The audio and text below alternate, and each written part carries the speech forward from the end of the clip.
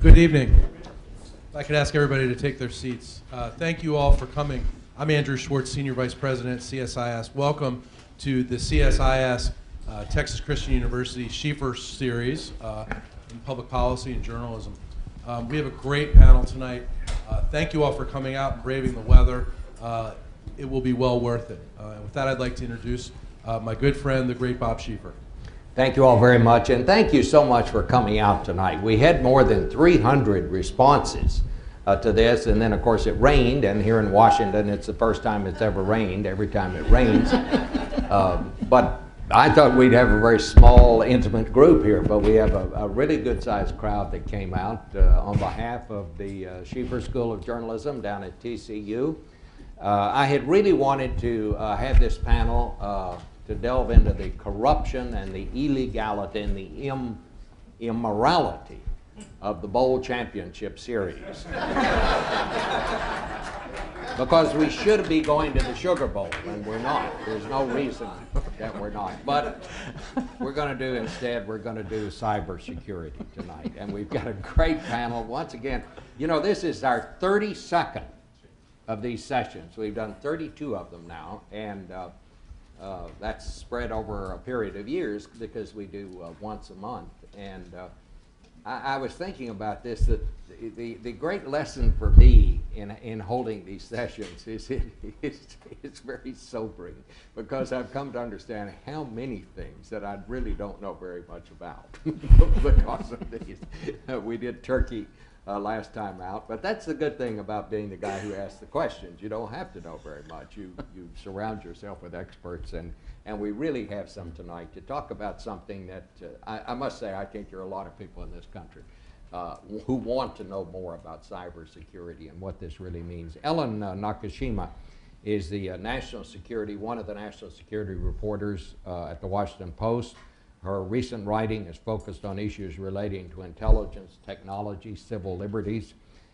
She previously served as an Asia correspondent for the Post from 2002 to 2006. She was based in Jakarta. At the Post, she also covered the White House during the close of the Clinton administration and the 2000 presidential election. General James Cartwright has just retired as the number 2 man in the U.S. military. He holds the Harold Brown Chair in Defense Policy Studies, served as commander of the U.S. Strategic Command before being nominated and appointed as the 8th vice chairman of the Joint Chiefs of Staff, served the nation's 2nd highest military officer across 2 presidential administrations, and just retired in August. Is that right? He retired from the Marine Corps after over 40 years of service. General, we're pleased to have you. James Lewis over here is a senior fellow and director of technology and public policy at CSIS, where he focuses on technology, national security, and the international economy. Most recently, he was the project director for the CSIS Commission on Cybersecurity for the 44th presidency. And before joining CSIS, he worked in the federal government as a foreign service officer and as a member of the senior executive service. So with those introductions, I wanted to start off, and which of you would just like just give us a general overview? General, maybe you should do this. What is this whole business about cybersecurity? What's it about? How important is it? And what are we doing about it? We could do a PhD on this. Yeah. Unto itself. In 30 seconds. In 30 seconds. You know, the advent of the internet and the growth of it, you know, was really invented, which we don't have very many domains that were invented. It was built by people and put together. It was an outgrowth right after Sputnik. DARPA, one of the DoD agencies, along with Stanford Research Institute and UCLA, put it together. They did the first packet between Stanford and UCLA. It was supposed to say log on. They got the L and the O, and then the buffer overflowed. We kept trying anyway. You know, and it has grown, but what has really become important, I think, in the security aspect is that a lot of our commerce The majority of our commerce now is done across that. The majority of our financial activities are done in this environment. The majority of all of our communications now have moved to this environment. It is not a fad. It is something that is going to persist. It has been monetized in a way that has invaded all of our lives. And any place you put that much resource and that much intellectual capital is a lucrative target for people who want to do bad things. And so this is something that will be with us. It is not something that will fade away in the future. It is likely to be with us. So, Jim, what is the biggest concern? What is the thing we ought to be worried about most right now? Well, the thing we ought to be worried about most now is espionage, economic espionage. There is a potential for attack, and that gets a lot of attention. It's more dramatic, but we're suffering significant losses, and it's hard to put an exact dollar figure on them, from foreign competitors who are borrowing our technology and our intellectual property. Terrorism doesn't really frighten me that much. Someday we'll have to worry about it, and we don't know when that day will come. Crime, a problem, but the biggest problem is espionage. Mm-hmm. Now, Ellen, you wrote a piece that caught my attention. You said those who attack us need to know what the price is that they'll pay for that. Talk a little about that. And I think, in fact, you're probably referring to a blog item in which I was quoting General Cartwright. And we were talking a little bit about... This is Washington and this is television. Probably further down I Just quote jump Jim. in there and take credit. That's all right. It was, pardon me, I'm getting over a cold, so I hope I don't lose my voice. I thought it was emotion. It was a little bit about the debate over how best to deter, dissuade would-be attackers from coming in and stealing our intellectual property or trying to take out power grids. And some are of the view that we are building powerful offensive tools and capabilities that we are not really talking about or are demonstrating in any way. So I think General Cartwright, you might want to elaborate on this. Joe, well, just to follow up on that, Kermit the Frog came to town to help light the White House Christmas tree, and I interviewed Kermit. What did he say? And Kermit said, he pointed out that while he said if he decided to run for president, he'd actually have to hop for president. But he said that he did want to point out that he'd been in town only one day and the stock market had gone up. And I said to him, Kermit, you figured out Washington. Take advantage of whatever good things happen. So there you are. General, but I wanted to ask the General, though, if you do... You have said we have to have more than a defense. In other words, we have to have an offense. And I think it's a very interesting point. Talk about that a little. Well, I mean, from a military perspective, really, to defend only means that the attacker attacks without penalty. If it didn't work this time, we'll just do it another time, we'll try another way, whatever. But there's no penalty for attacking. And generally we break things down into those things that violate our laws, for which we use justice, the Homeland Security and whatnot to protect us. And then those things that rise to the level that we would call aggression and war. And you try to keep those two as far apart as you can and as recognizable as you can. And then you're trying to understand how you can say to somebody, if you attack us, there's going to be a price. If there's no price, then the attack is free, and given all the resource that's out there, whether it be intellectual capital or money, you're going to just keep trying until you get it. So the question becomes, and what Ellen and I had talked about was that you don't necessarily need to say to somebody, I'm going to shoot you between the eyes and therefore you shouldn't do this, but I am carrying a gun. and that changes the calculus of your adversary. And so what I think we want to do as a nation is to start to think about not necessarily what are the tools, but the fact that we have tools, that we can respond in cyber. We have other tools not cyber that we could respond with. There should be a set of declaratory policies so that if a server in a country is providing an attack on us, that one, we have the right of self-defense, but we should have a declaratory policy that says, State Department, please let that country know that this is happening. They may not know it. Have them stop it. If they elect not to stop it, then we ought to have the right to go neutralize that server. No other collateral damage, just neutralize that server by some means. And then we'll talk about whether it was law enforcement or whether it ought to be an act of war or any of those types of activities. But the adversary has to know that there is a price to pay. Otherwise, they're not dissuaded by anything. So you're just talking about the policy that we had at the height of the Cold War, nuclear deterrence. We told the Very Soviet similar. Union, Yeah. if you launch an attack on us, we will wipe you off the face of the earth, and these are the weapons, the missiles, the submarines, and the bombers that we have to do it. Well, not only that, but to say that if an ICBM came off of your land, then you're responsible at the end of the day. And you would like to be able to say first, here's an opportunity for you to do something about it, and then we'll discuss it later. Don't immediately attack unless you feel like your life is threatened.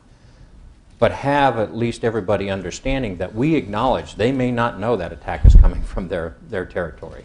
So give them the chance to act first, and then to follow up if we have to with offensive action. Do we have the capabilities at this point to do that? We do. We do. We do. Jim, last month the U.S. government report pointed the finger at Russia and China as the two major sources of cyber attacks. What do you think is the best way to engage other nations in a dialogue about this? Well, we're trying to engage both the Russians and the Chinese, and it's been a little difficult because they have different views about how this thing should work. And one of their favorite lines, of course, is information is a weapon, and we need to change the laws of war to take that into account. Now, that's just silliness. I mean, I suppose you could hit somebody over the head with a rolled up newspaper, maybe that's what they had in mind, but we need to have probably discussions at several levels. We're going to need to engage at the UN, like it or not. We're going to need to engage with like-minded partners, you know, in NATO and other places. We're going to need to engage bilaterally with the Russians and the Chinese because they are the most significant opposite numbers in this conflict. And then finally, we're going to have to think of some way maybe to engage, maybe it's the G20, maybe it's something else, with the emerging powers, with the Indias and Brazils. That's a complex diplomatic situation, but that's what's in front of us. Ellen, right now, as I understand it, the responsibilities for cybersecurity are really spread all across the government. You've been covering this story a long time. Is that working, or should the government be doing something it's not doing, in your view? Well, they're making some efforts to try to coordinate a little better. One of the more notable examples is this memorandum of agreement that the Department of Homeland Security and the DoD signed in about a year ago that would allow DoD to assist DHS, if requested, in helping to defend the homeland and the domestic critical systems. But just how that assistance would play out and what are the rules of the road there are still evolving, and there are still a lot of questions as to if you've got a real emergency, is there enough time to have the president call DHS and have DHS call DoD, and meanwhile, your attacks already hit your system and brought something down. So those are some of the questions that are still being debated and worked out. But in that report you referred to, which was December of 2008, we described Federal Organization for Cybersecurity at that point as a fleet of well-meaning bumper cars, meaning they turned the wheel and it's better, so it is better. Now, whether it's good enough, I'll defer to others, but, So what, you're just out of the government, General. How would you describe it right now? My sense is that we're starting to move towards more coherence. The intent is all there of doing the right thing. What you would probably not want to do is go invent a bunch of new laws for this. You'd like to stay current with the current construct. So today, DHS has the responsibility of defending the United States inside the United States. DoD defends the United States from outside the United States. Independent of the technical means of doing that, the question becomes, if the attack inside the United States is at scale, in other words, the power grid or something large, how long do we have to wait to go through the process? There's two ways that DoD can defend the United States internally. Defense support to civil authorities, which is normally what you see for a hurricane or a natural disaster, et cetera. And then the Insurrection Act, which we would never see, hopefully, but basically martial law. And defense support to civil authorities takes days to put in place. That's not realistic in a cyber world. So we have to try to stay inside of that construct, but then figure out how we can be more responsive. One of the ways that we're working, which goes back to the earlier question, is to start to share the common awareness of what's happening. So DoD is not starting from a standing start. In other words, they're allowed to get ready if they see a threat coming. They're allowed to tell DHS, here's what's coming, here's what you could do about it. And then the coordination work starts at the national level about what organization acts at that time. But stay inside the current constitutional approach to this, and then start to work with other countries. We alluded to it here earlier, but if you can start in the intelligence community with the countries that were normally aligned with the UK and Canada and Australia, and come to a common set of standards and a common picture of what's happening on the networks, expand that, as was said earlier, to NATO or other organizations. If you added NATO into those few countries, that's 95% of the traffic of the world crossing those countries. And now you're starting to see what's happening. Then you can say, okay, I'm going to try to repel it, but it's coming. DHS warned the banks, if that's what we think the target is. It's starting to happen in Europe. It may happen here. And start to get in a common awareness, and through that awareness then decide how to do it. What you'll find is that the laws in each of the countries treat these activities very differently. So while we can share a picture, we can't necessarily share action. And the sooner that we start to recognize that, and recognize that what is it we need to do to ensure we can be successful, we'll adjust those laws to real values rather than to talk about this in the abstract and then try to make laws and then see if they work. Well, Jim, I mean, how would you assess this right now? Are we in better shape in dealing with a cyber attack than, say, we were before 9/11 in dealing with a terrorist threat delivered by aircraft? I mean, would we, if we have an attack, will we be holding hearings and discovering some of the things we found after 9/11? Well, so I can't take the fifth. I guess that's out. But, you know, are we adequately prepared? And the answer is no. The good news is nobody's really adequately prepared. We're starting to see some European countries get their act together. But while things are better, and while DHS has improved and DoD has done some really good stuff, the Defense Industrial Base Pilot and the ESF, and there's a lot of good things you can point to in the last 4 years. We have strategies, but basically we're still about as vulnerable as you could be. What would you say, Ellen, as a reporter? I would say that even as we improve our defense, the offense gets better and gets better faster at a faster rate. And offense has the advantage. It's a truism in cyberspace that offense has the advantage. So we've just got to keep trying to build those alliances, build that common operating picture, and boost those defenses. But at the same time, there's also debate about just how far out to go in offense and what role offensive capabilities should play, even perhaps in self-defense. One of the questions that we came up with in our research is the militarization of cyberspace just unavoidable.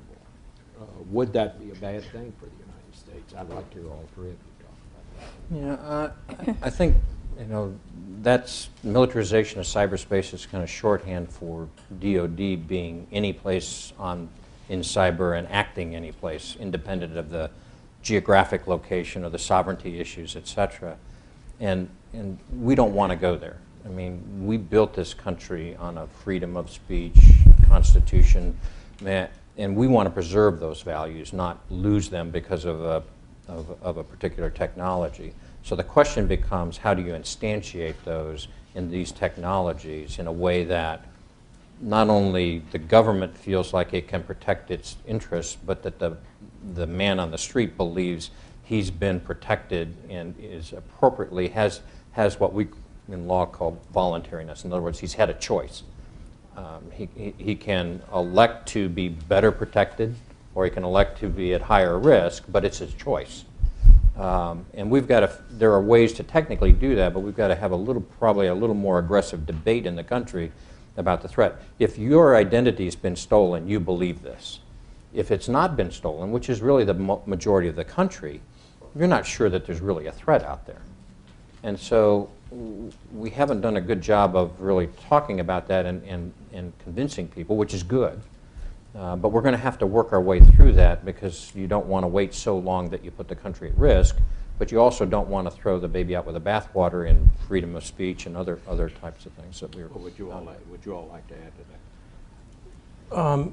Never been to a country that didn't have some sort of domestic surveillance program. So everybody, maybe the Vatican or Vanuatu or someplace like that, everybody else does some sort of cyber espionage, and the question is, how hard is it for them to expand it? That's 100%, let's say. This summer we did a survey. We found about 35 countries that are developing military doctrine for cyber warfare. And we know that there's 5 or 6 or 7 that are really good, right? So when people talk about should we militarize cyberspace, it's too late. Well, the interesting thing about cyber is it is, in a way, the ultimate dual-use tool. It's both it's used both for fun and just, personal, to send a holiday greeting to Aunt Ethel in Cleveland, or to send some bits and bytes that might, take out a nuclear centrifuge or something. And so you've got the same bits and bytes that can be used both for peaceful purposes and for military purposes. And even within the more malicious side, you can't always tell whether those are for espionage or for sabotage. So in a sense, it's almost triple use. And they ride on the same networks. You don't separate out the civilian really from the military in most cases. So that throws up all kinds of challenges for the policymakers who have to decide who's in charge of making sure that the harmful bytes and bits don't harm our computers, and we let the peaceful, innocent ones go. Because as civilians, we don't want the spies and the military in our networks, but in the military, we don't want anyone else messing in our networks. And if we're spies, we don't want anyone else messing in our networks either. So it's part of that debate.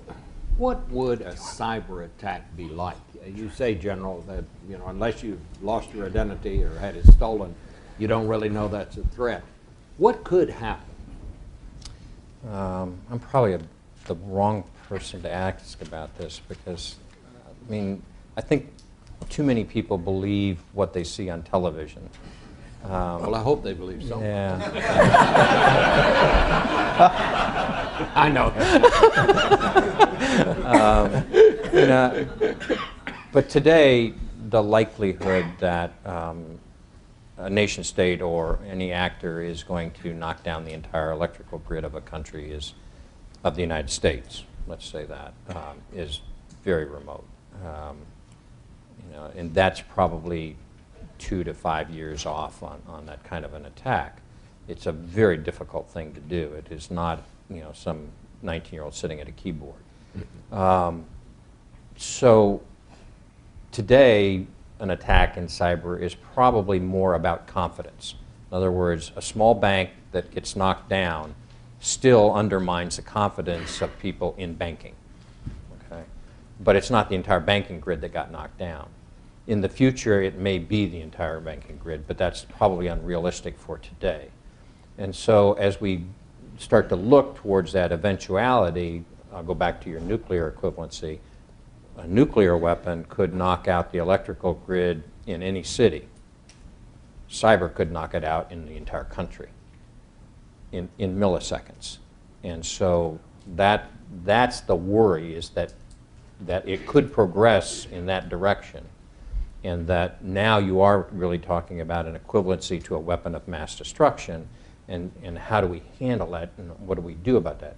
That assumes that we don't do anything between now and then to prevent that happening in how we build our grids and whatnot. And so you have to be careful about these. I don't want to be the sky's falling approach on this, but you can see a direction in which this threat could move that would look pretty bad. Jim, what do you see? What would you think? What would be the most likely attack on the United States if somebody decided to launch one of these things? I was really disappointed to hear the movies aren't right. I mean, that's kind of, and you've ruined my night.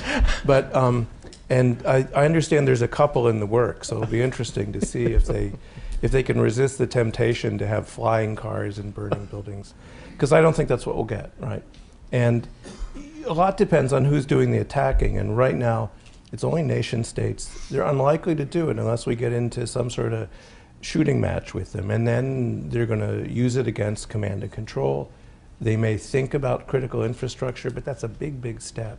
So right now we have some period of time, as General Cartwright said, before less restrained individuals get this capability.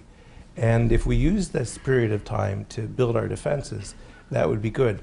The normal American practice, though, will be to wait for the big crisis. Where are the Iranians on this? You know, they're trying hard, and they talk a good game, and eventually they'll get there. It's like their nuclear. The interesting thing to me is that both the Iranians and the North Koreans are pursuing cyber, and they're also pursuing nuclear, and there's got to be some link there. And they're probably a little further behind getting cyber attack capabilities than they are from getting a nuclear weapon. China and Russia are the two that are the farthest along on that? Well, usual list would include a couple other countries. Yeah. And That would be the U.S., the U.K., Israel, I mean, maybe France. Yeah, right. and maybe.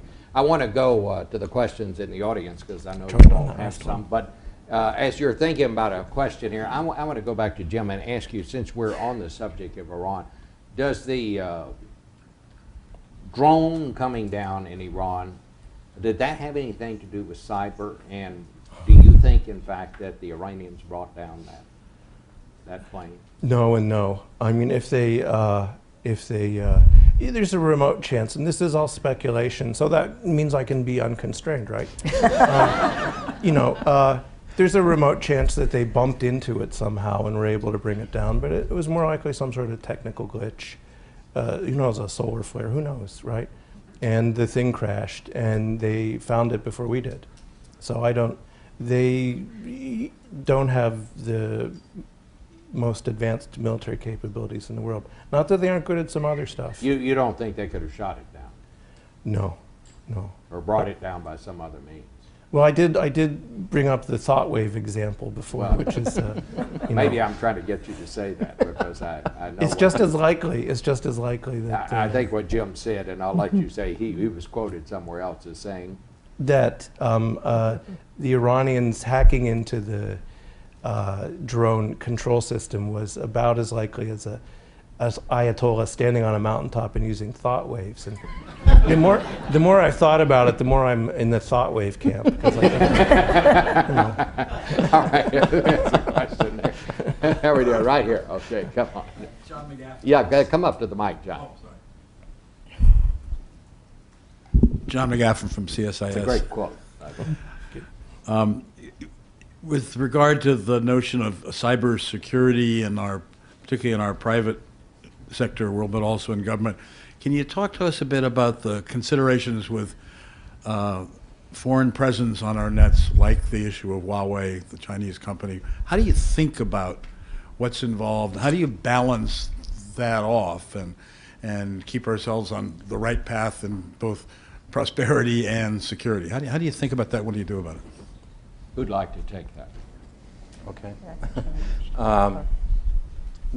I'll tell you how I think about it. It doesn't necessarily make it right, but generally, when you're looking at presenting a threat in cyber, you're looking in about 3 different venues. There's direct entry, type of something in, send it across the net to a target area. There is the wireless, so any aperture that's out there is vulnerable to being attacked. And then there is generally what is called jumping air gaps, but moving to something that has been isolated. So you take a thumb drive or some other vehicle, and in that also is the supply chain. So what you're talking about here is supervisory networks or things like that that are built by a foreign nation, could have code implanted in them. And so when you think about how to defend against something like that, we've gone through we'll only buy American, we'll have special foundries. None of that really ever works, because these networks are too pervasive. And as soon as you build a proprietary network, for instance, inside of an F-22, as soon as you start replacing the parts on the flight line, you lose control of exactly what's going in and out from that kind of detailed standpoint. So generally what you try to do is you have equal number of vectors to protect against it. So if you believe that the network may be in fact compromised, then you have potentially a parallel network, an alternative network, a different operating system that could operate on the same network, a different set of code and encryption levels that you could put in place. But you never want to come at it with a single approach. You want to come at it with 3 or 4 different ways to come at it. And so as we start to design systems as we go forward, whether they be supervisory networks or whether they be airplanes or power plants, you want to start to think about, what would I do about supply chain intervention? What would I do about somebody coming in with a thumb drive, or somebody coming in across the wires, logging in to pay their bill, and then at the same time attacking the network? Those kinds of things. And you start to work your way through layers of defenses and layers of offenses to go against that, to ensure that what you have is actually working. Parallel networks really tend to be one of the most effective tools. You've got two or three networks and you have one of them that's giving you an anomaly, you can start to change that. We do encryption changes in every few seconds in cell phones and things like that. Doing that on a regular network makes it next to impossible to hack. It really makes it be a sophisticated actor to work at that level. So never one way of attacking it. Anybody else want to add to that? Yes. Bill Marmon with the European Institute. We've talked about billions of dollars worth of military and commercial property being stolen. These are things that have already happened, not in the future. And if we have this deterrent capability, why aren't we using it? And what is it, what would be involved, for instance, in General talking about taking out our server? How do you do that? Well, there's a little button on the back. OFF doesn't stand for on for flight. I mean, there are different techniques, obviously, for taking a system out, and I won't go into weapons side of the equation, but the question here about deterrence is to try to make sure that you can distinguish between those things that would be an act of war and those things that are things that ought to be handled by law enforcement. All right, that's kind of the first step, and it's very difficult, and really becomes in the eyes of the beholder whether something is sabotage and espionage and war, or whether it is somebody that is just acting in a way that's inappropriate and violating, a local statute, a misdemeanor type activity. I would say to you, if another country shot down one of our airplanes or knocked it out of the sky, would that be an act of war? And most people would say, well, sure. But I don't recall any time going to war over something like that. P-3 in China, a drone in Iran, etc. I recall losing a ship to North Korea and the entire crew. That was not an act of war. So it's in the eyes of the beholder. What you want to do is set up the defenses so that it as clear as possible to all who see it and recognize it, that it went by, it walks like a dog, it talks, and try to get to that. We haven't done that. It's very difficult right now in the networks because they haven't changed much in the last 20 years. So everybody kind of knows how they work. It's very difficult to distinguish the 19-year-old hacker from the nation state until you really look at the sophistication internal of the technical side. So we've got to start to change that, and the intent would be obviously to have some networks that are relatively simple and as configured today, not much encryption, et cetera. Some networks that are more highly encrypted and protected, and then those networks that are not only encrypted, but as the gentleman was alluding to, they've got a different supply chain, they've got multiple redundancies, et cetera. And start to look at how we do this so that, one, we're not inviting bad guys in. And we've got a risk management strategy that everybody understands, so when somebody comes after your bank account, it's much different than their ability to come after your, your password for Google. And so, we haven't done that. We haven't done that. Most of our threats internal, most of the things that we've lost capital for, intellectual capital, really have to do with hygiene on the networks. It is not a sophisticated actor. It's our own hygiene that generally is the compromise. An actor may get in, but it's probably because you've let your protections expire, they're out of date, or you just do something silly like have your own name as your password or something like that. And so a lot of this is hygiene activity. We're going to have to work our way through that to understand the threats. Could I just add a little note here is, I think there's some general agreement that economic espionage is not something done by a nation state. It's not something that the U.S. government is really going to take a nation to court over. And I mean, even if they could get attribution sufficient to pass muster in a court, General Alexander likes to talk about how even you have, let's say you have what you think is sufficient attribution, but you want to confront another country and they ask you, well, oh, okay, so what is it that you say you saw? Why don't you show it to me? And I'll go see if I can find it in my networks. And it's basically, then you give up some of your tactics, techniques, and procedures. So there's that gain-loss equation in trying to confront a nation state. But recently, the chairman of the House Intelligence Committee, Mike Rogers, he publicly called out China as one of the major actors of aggression and economic espionage, and said they're waging a massive trade war on us all, and called on U.S. and like-minded states to band together and apply pressure, perhaps diplomatically or through economic sanctions. Now, whether or not that will work, I leave it to experts better than me to say. Well, it does raise the question. Obviously, security was not the first order of business when we started the internet. But looking forward, who now should set the rules on all this, and who should enforce them? I'd just like to get all three of your opinions on that.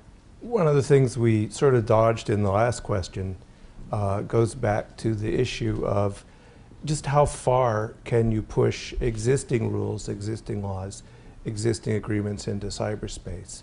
And I'm pretty sure the answer is a lot further than we've done now. So I was at a meeting a while ago where we had some US trade people there, and one of them said, his opening remark, in fact, was, "There's nothing we can do under the WTO." And I thought to myself, I didn't say it because he was an old guy and didn't want to offend him. The first words out of your mouth should not be, "I surrender," right? There are things we can do. And so take them, this isn't the international agreements are not a court of law. And if we take an overly legalistic approach, we're going to get whacked over the head. But we can go to the UN, we can go to the WTO, we can go to the offending country and say to them, how about if you cooperate in a joint investigation? And then what they're going to say is, and at that point, you've got something useful. So we need to start using the existing rules to push back a lot harder. Should there be some sort of a move toward, or perhaps there already is, no first use of weapons in cyberspace? You follow all the literature, Ellen. No, well, I don't see how you could enforce that. I mean, first of all, how would you count pieces of malware? And you can't even tell what's malicious from what's innocuous. And then I think Russia wanted a ban on certain types of offensive cyber, and the United States has consistently said, no, we won't go to that way. I just don't see that as a workable it would be very difficult, but I think if we start with the law of armed conflict, that's a good place to start that everybody recognizes. So you're not going after hospitals, you're not going to go after things like the FAA, et cetera, that would cause bodily harm. That would be an act of war and looked at by The Hague and others as a violation. And then there's likely to be a set of principles out there that you're not, if we said we're not going to go after power grids, you're still going to protect them. You're not going to assume that that's a blanket. But by the same token, saying that if you went after these kinds of targets, the bodily harm, the harm to people who are not necessarily who you're after would be affected in such a way as to be horrible. You might find a few classes of targets that people would agree beyond the law that are kind of off the table. And we haven't had that conversation, but the European Union, NATO are starting to look at a set of principles by which you could operate. And that's what we don't have right now, is a set of principles, guiding principles to look at and say this is inappropriate by any human standard. Okay, back to the audience here, right there. Yes, sir. Colonel. Good afternoon, everyone. I'm Houston Cantwell from the National War College. Sir, there are some very interesting trends occurring in cyberspace. If we would have had this conversation 15 years ago, it would have been a pretty short discussion on how to protect email because, we didn't do a whole lot on the internet. Well, 15 years from now, you may say, well, every day, every year, the internet gets more and more personal. 15 years ago, we had computer centers now, and then we moved to personal computers, and now we've got computers we carry around on our hips. Additionally, things like Facebook and Twitter have made the way people interact very dependent on internet access. So as this trend continues, 15 years from now, who knows how human beings will depend on the internet to interact and save information on the cloud. What's the government's role going to be in the future as more and more people depend on this internet access? Who'd like to tackle that? My sense is that one size won't fit all. In other words, government intervention in certain areas will be more and in other areas will be less. And as long as it is representative of how the people feel, it'll have variability.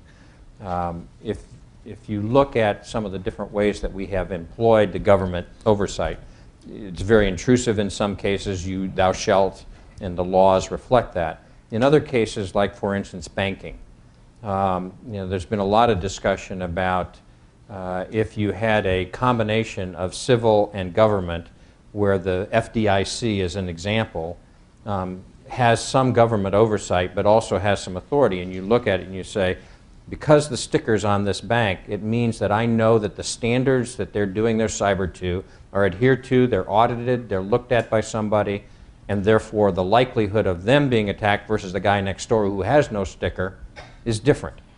So there's going to be some combination of government strictly, government private, and then probably private only. In other words, my company and my intellectual capital has a certain worth to me, and I'm willing to put a certain amount of money against it to ensure that the protection's there. And I think you're going to see all three. Next. All right. Thank you very much, Raghuveer Goyal, India, Globe and Asia Today. I go back what Alan said, that I've been saying this for the last 10 years, that Chinese and the Al-Qaeda or terrorists based in Afghanistan and Pakistan will be a challenge to the United States. And today we are facing the same problem after 10 years. Who is the most dangerous, Chinese, Russians, or the terrorists based in Pakistan? And because they might get their hands on the small nuclear arms. Thank you. Just go down the line here. I guess I worry more about the North Koreans because they're A, dedicated, and B, crazy. And so that makes them, who would you think, like, gee, torpedo a frigate, good idea or not, right?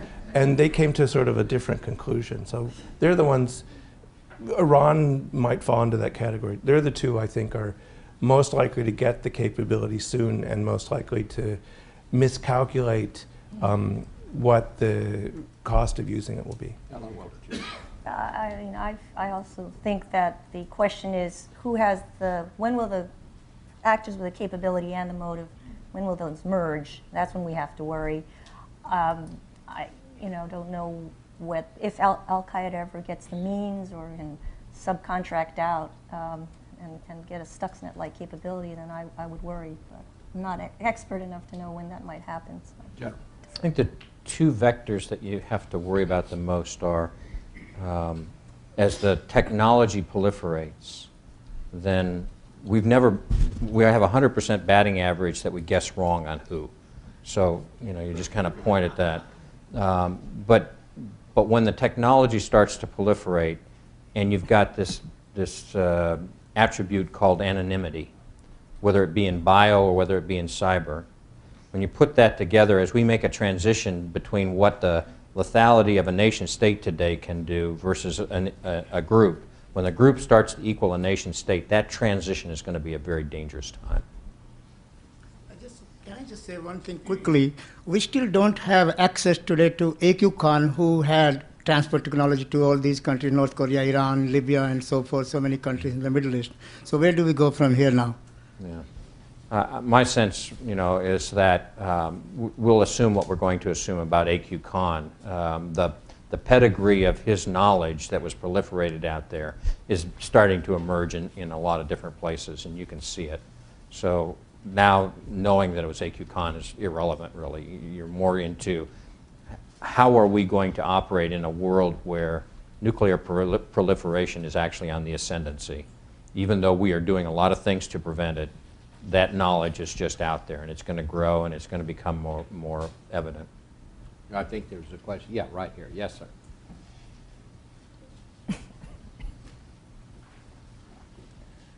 Thank you. I'm Bruce McDonald with the United States Institute of Peace. And I wanted to ask about, or throw out this idea that if you look at cyber, unlike in the nuclear case where you could use overhead satellites and all, you could see what your enemy had. Cyber, there's no overhead satellite or anything that could image, electron or configurations in a network. And it would seem to me that has kind of a self-deterring effect because you don't know what the other guy might have.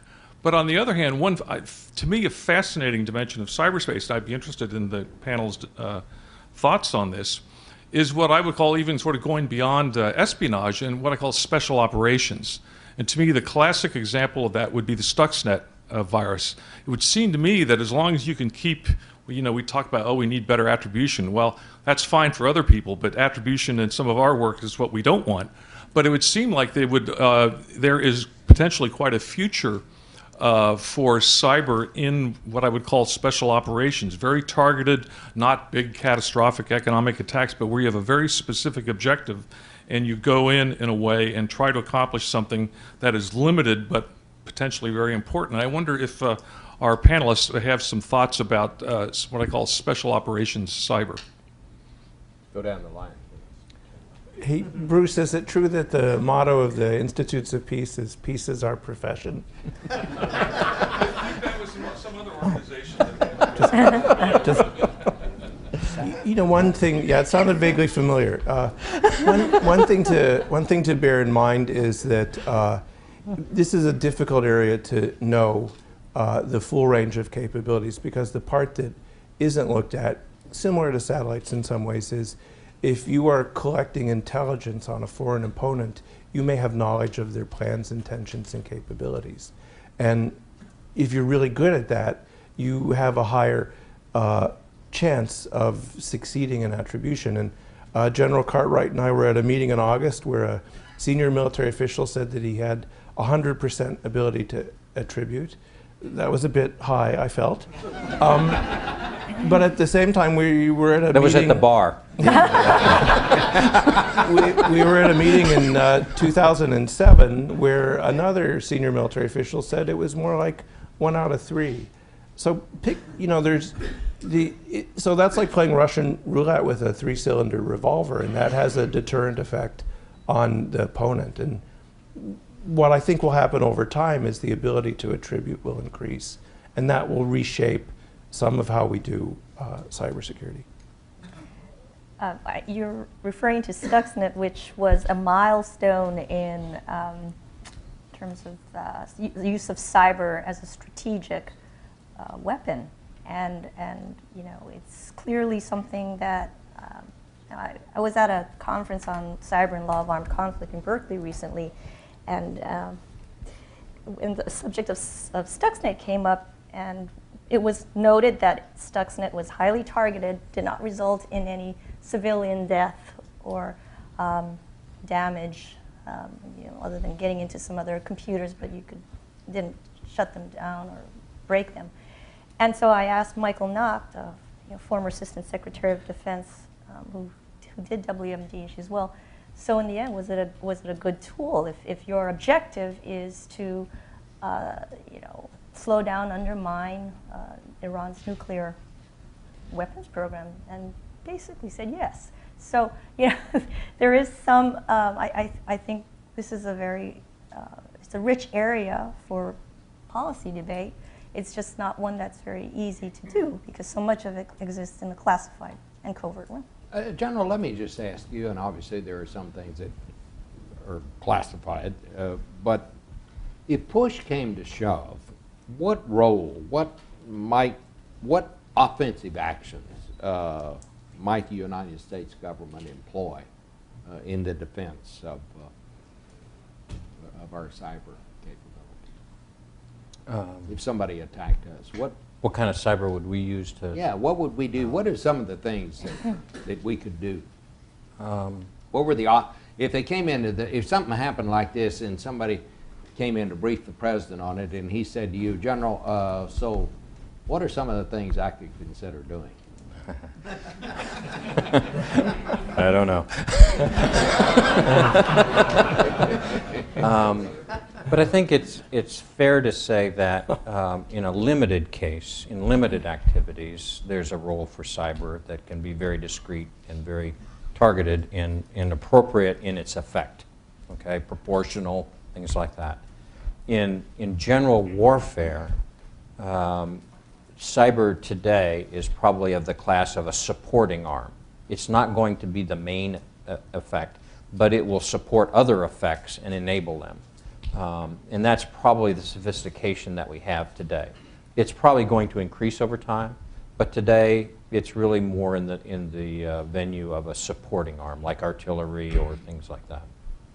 All right. Well, yes, go ahead. That point gets lost a lot, and it's an important one, because a lot of times we try and cram the cyber issue into the nuclear mold, and for that reason it doesn't, and several others, it doesn't really work. Yeah. So it's a crucial point.